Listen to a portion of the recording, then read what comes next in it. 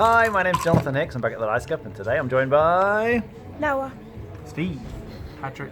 And we just finished playing Perudo, or as it's generally better known, Liar's Dice, which is a game about having a bunch of dice. So everyone sort of plays simultaneously, and you upend your dice, give it a bit of a shake, and then secretly you look at the dice that you've rolled so that no one else can see. So everyone else kind of flips the thing over and has a secret look at what they've got. And then you're kind of bidding for how many dice of a certain number you think there are around the table. But ones, if you had any ones, I don't actually have any ones, let me just change one of these to a ones, just for illustrative purposes. Ones would be wild. So if I called, let's say, 6 5s, then altogether I think if we lifted up all the cups and counted all the 5s, I think there would be at least 6 5s, but aces, the ones, would also count as 5s. So I'm going to start off by bidding, I'm actually going to go with 6 3s, because you can see I've got quite a few 3s under here. Remember, this one counts as a 3. So then Noah thinks, looking at his dice, are there at least 6 3s? And he calls 7 3s. So he thinks maybe he's got some 3s, so he calls 7 3s. Steve, 8 3s. Oh, he also likes 3s. So it comes back to Patrick. Cowser. Dice, right. So he's got a couple of options here. He could make a higher bid, and was it 8 3s you said, Steve? So he could go 9 3s, or Patrick could say a higher number of the dice. So instead of 8 3s, he'd go with 8 4s or 8 5s or something like that. If he thinks there aren't at least 8 3s under all the cups, he can call Dudo, in which case you'd lift them up and count them. And if there aren't at least 8 3s, which was Steve's call, then Steve would lose. However, Patrick decided to go Calza, which means he thinks there are exactly 8 3s under all the dice. So we lift up all the cups. You kind of take any 3s you've got and sort of push them forward so you can see. So we've got 1 here, 2 3, because remember the aces count as wild, 4 5, 6 7 8 9. So he was very close, but not quite. Or was it 10 actually? Oh, sorry, Steve had 2. I didn't see there's 2 there. So yes, so because Patrick was wrong, effectively whoever's wrong in whatever way loses one of their dice.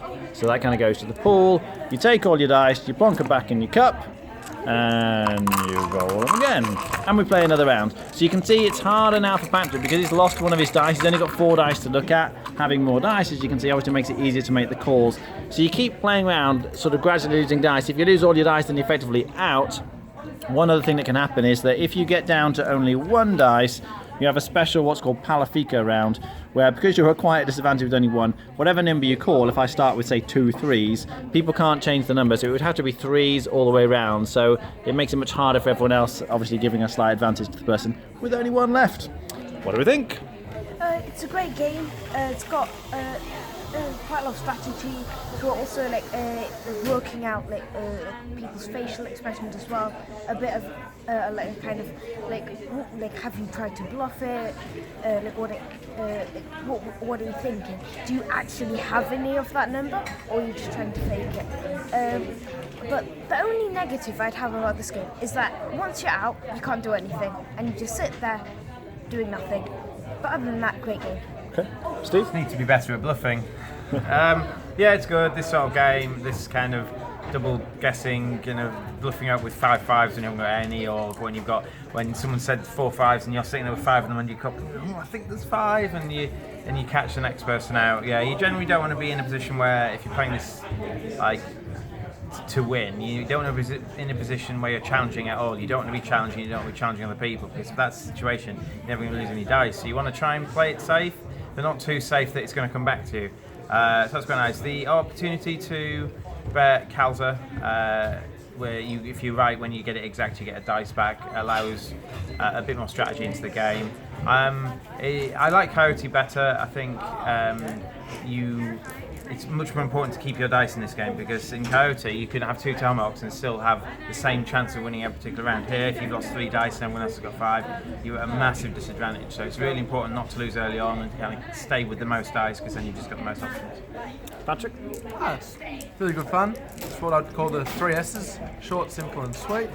The only fault I'd give this game is the fact that on the box here it says that ages 8 to 80. I reckon if you're 5 or you're 100, you probably could play this game. Let alone the fact that they say it's 2 to 6 players. It seems like a game you can play with as many people as you can probably gather around the table. Rating? I'd give it a 8 out of 10. Steve? 8 out of 10. 7.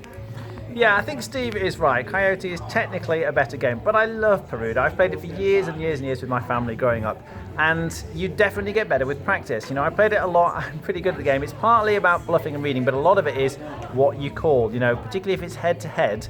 If you've only got one dice left, let's say you've got a 4, do you call a 4 or don't call? You know, if you call 1 5, let's say, and they haven't got any 5s, they may immediately call Dude and try and get you out. But if you don't have any 5s either, then you kind of got them. So even when you haven't got very much, you're still always in with the 10. So I really like that.